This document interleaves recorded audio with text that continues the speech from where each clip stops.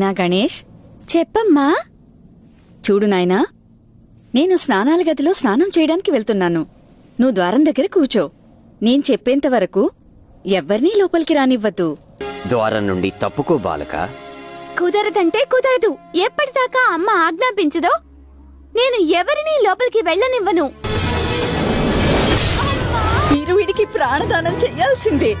వెళ్లి ఎవరి ముఖమైతే ఉత్తర దిశలో ఉంటుందో, ఇంకా ఎవరి తెల్లైతే తన పుత్రుడి వైపు వీపు పెట్టి పడుకునుంటుందో